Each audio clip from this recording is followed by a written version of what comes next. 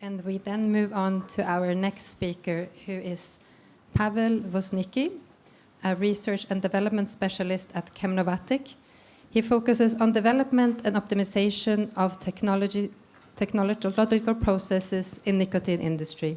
His work involves improving purification methods, analyzing and reducing trace impurities in nicotine, and advancing analytical techniques to enhance the highest product quality. And the title of his talk is Removing Aroma Compounds from Nicotine Extract.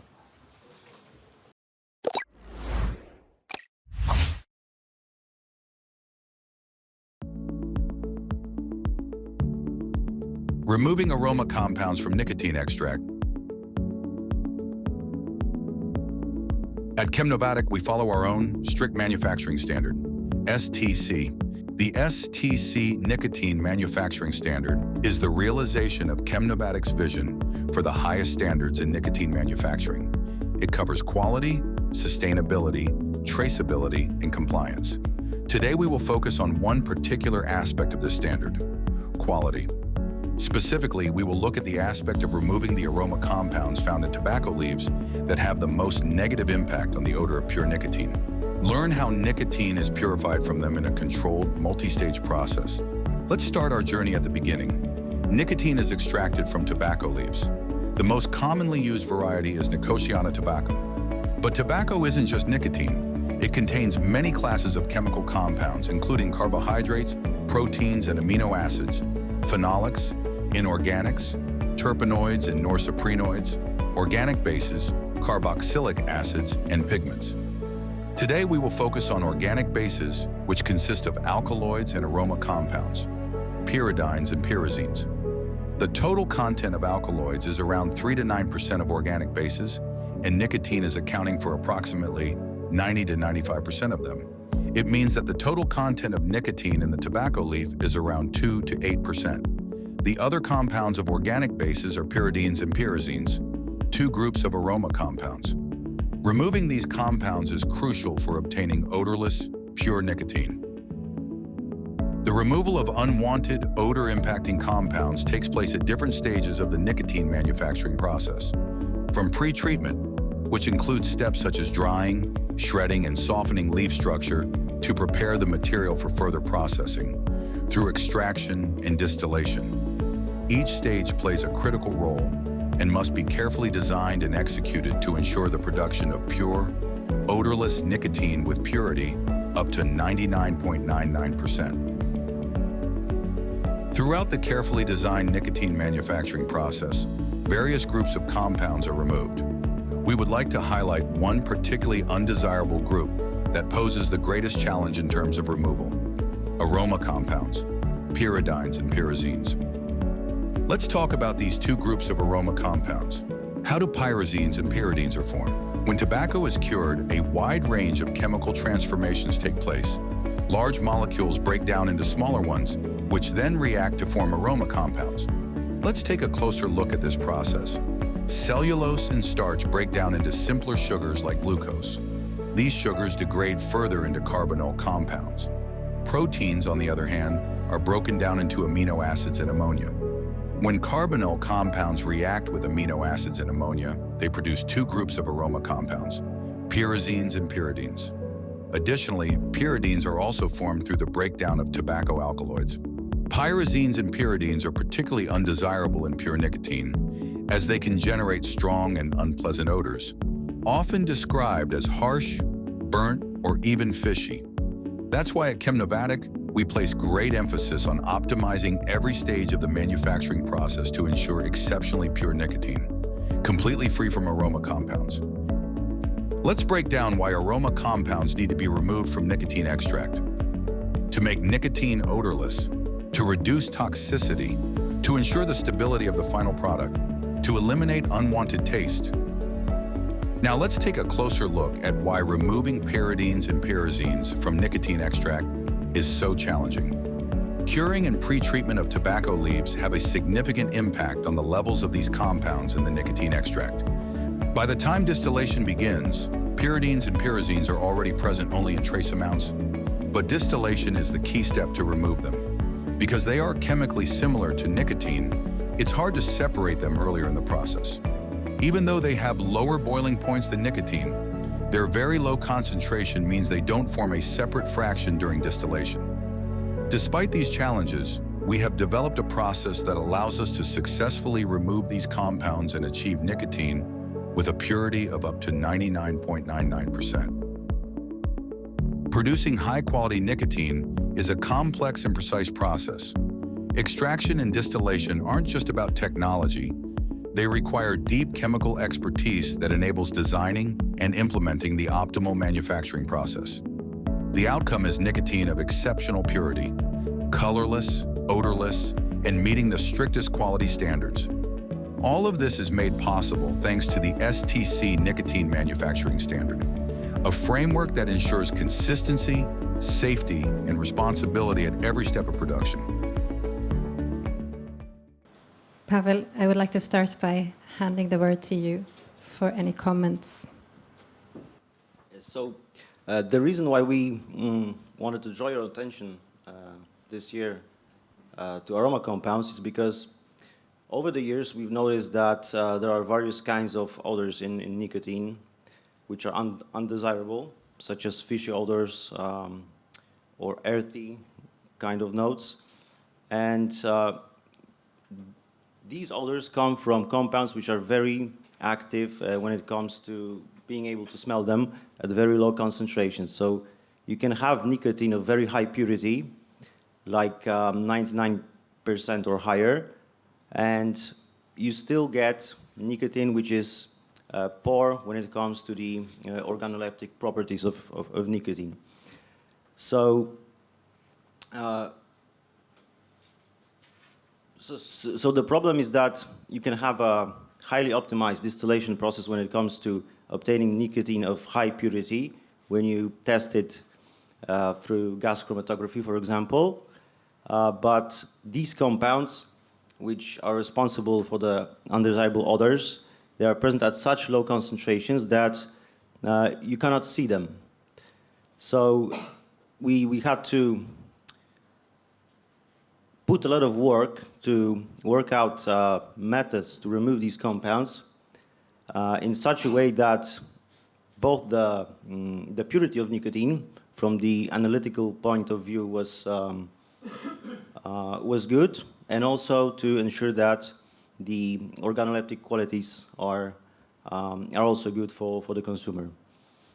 Thank you. Thank you, Paweł. Do we have any questions from the audience? Yes.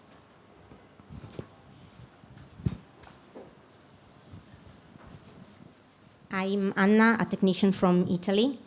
And I would like to ask, how did you manage to build the library that is needed to identify these compounds? I mean, they can be influenced by an enormous number of variable elements, such as the weather of the year of the harvesting the tobacco leaves, the sun, the moment of harvesting, and so on. So how did you manage to build a library of such a complex amount of compounds that can be present in such a different level year by year and so on? Thank you. So over the years, we've worked with a lot of different extracts from different suppliers, and we don't really have a library when it comes to because you're asking which conditions throughout the whole process influence the levels of particular compounds. Do I understand correctly? No, my question was if you need to take off some compounds, you need to identify all of them. And they can be so many that I think it can be quite challenging to identify all of them. That is my question. Okay, so basically we worked out such extraction and concentrating methods to make these compounds visible, to make them so that they are at high enough levels in the sample that we can see them through GCMS, for example, or HPLC-MS. and we are, then when you have a high enough concentration, you can identify them through fragmentation, like from mass spectra. Is that what you're asking? Yes. Yeah. So when you have pure nicotine, like I said, you cannot see them when you just run an analysis on pure nicotine. You have to make some. You have to do some work in the lab to concentrate these impurities, to separate them from nicotine, to see them on the analysis results. Thank you. Do we have any more questions? Yes. Ina Maslinchuk from Ukraine. Thank you very much for your presentation. It's really insightful. I just have a really probably provocative question for you, and it's not around the science. More political. Okay, that's this idea of extracting the aroma compounds. It sounds really healthy and sounds really great for the consumers, but at the same time, afterwards, the manufacturers, they are adding the flavors, right? So it's not healthy for the consumers, but of course I understand that according to the commercial, some goals, it's a more adherence for consumers to use the different products, but still what's the point beyond the commercial reasons? You're asking what's the point of removing these compounds? No, adding the flavors. Oh, okay. When the compounds, it's a healthier way Yes. for the products, tobacco products, but afterward the manufacturer, they're adding the flavors. Yes, that's true. Well, one aspect is that we have to focus. On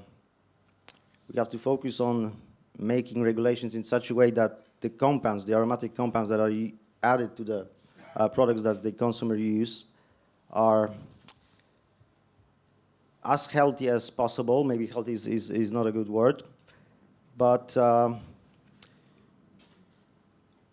we use nicotine in different products, right? So for some products, there are no added aromatic compounds, right? So the point of removing these compounds is to control the taste in such a way that the consumer can, if they choose, for example, like a strawberry aroma, they have as clean organoleptic sensations as possible. Yeah, I mean, it is true that the aromatic compounds that are used in nicotine products, they have an effect on health, for sure. And yeah, I mean, this is a